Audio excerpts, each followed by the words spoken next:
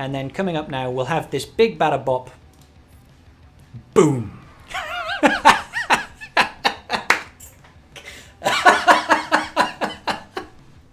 Okay guys, so as you saw from that intro there, we're going to be going over a particularly tasty JML counter to the Sith Eternal Emperor. I know you're anxious to see how it's done, so let's get into it.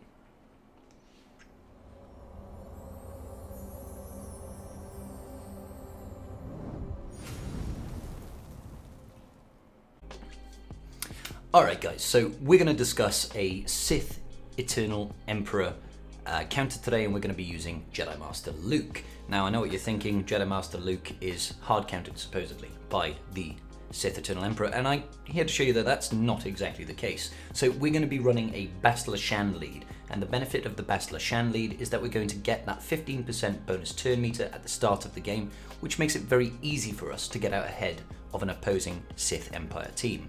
Now my modding for this is to get my Bastila to be pretty fast. She does not need to be this fast, as in 293 speed like I've got her here. She just needs to be fast enough to take one turn before Jedi Master Luke takes a second turn.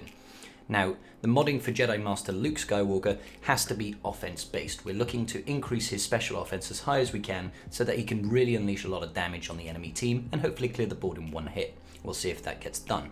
So obviously, on the arrow up here, we are going to look for speed, but we're going to go for crit damage on the triangle and offense primary on the cross. Now if we take a look at my stats, I'm running 517 speed with a special offense of about 13,600. Now if I was at R8 with this guy, he'd probably be around the 15k special offense mark, and that would be pretty nice. But we don't need it to be that fast. Okay, so Jedi Knight Luke Skywalker, I have him as a standard modding that I would under a JML lead. He's not got no speed, he's around the 220 speed mark, and the rest of his mods are geared around offense, crit damage. So we've got crit damage triangle again, and we're rocking just under 12k offense, so he's pretty good. Now my Hoda over here, he's rocking speed sets, because that's all we care about on Hermit Yoda. This guy's rocking 332 speed. And the last piece is Wat Tambor. Now Wat Tambor could be gear level 1 for all I care. He just needs his Zeta to get up that first tech piece, the rest of it does not matter. Mine is R5, but honestly, he doesn't really come into play past the opening moves. Let's get into it.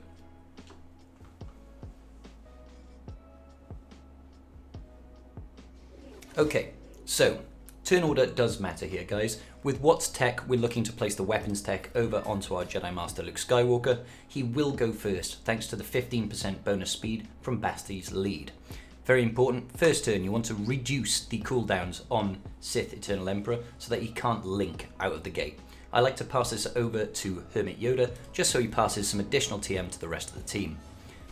Now, here we're looking to pass Master's Training over to JML. This is going to increase his damage output, and we're going to do some chip damage over to Sith Eternal Emperor. Luke Skywalker is then going to call the assist onto JML. That's going to pass him Jedi's Will. That buff gives us an additional 25% offense. In this scenario, my Bastila Shan is faster than this Darth Revan. Most of the time that won't be the case, but you'll still survive this battle. As we can see here, Bastila Shan has got Foresight, so we want to really remove that Foresight, pass the buffs over to JML. Vader's going to crush and do nothing.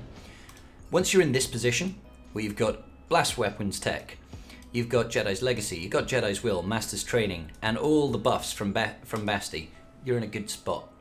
All we're looking to do here is just F-Lux, guys. As satisfying as that. It's a shame that that Malak survived that one hit, but really once you get to this point, you can just put it on auto. Does it really matter? No, it doesn't. 200k there on a basic from JML. I'll take that every day.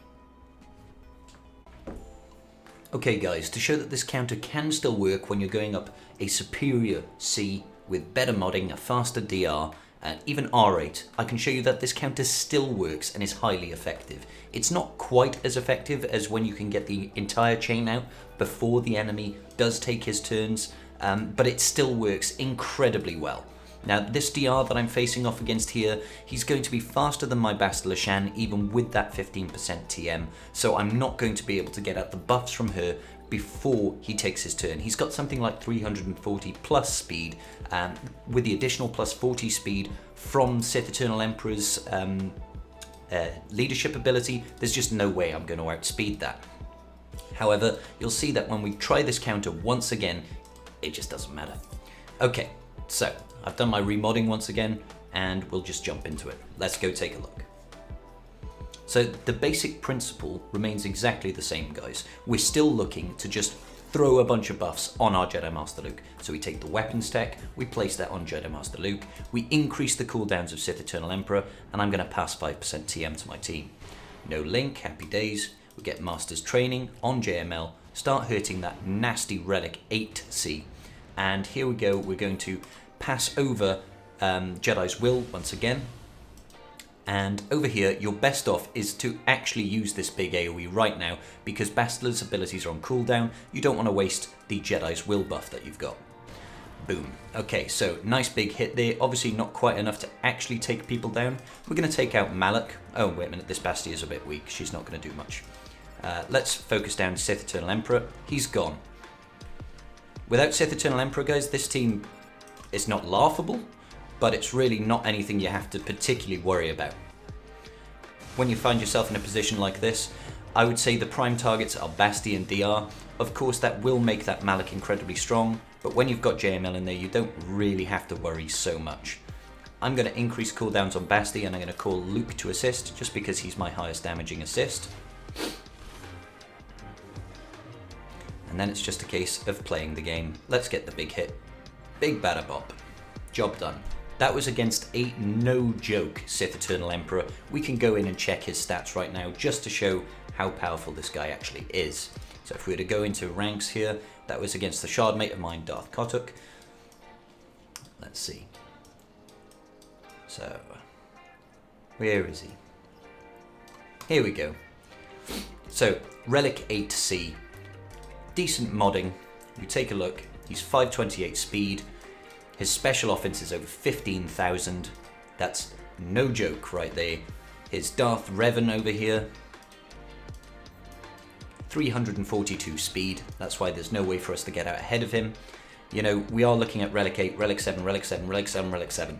These are maxed out characters, guys, more or less. And this counter works like a charm. We're able to take out C before he can even link anybody.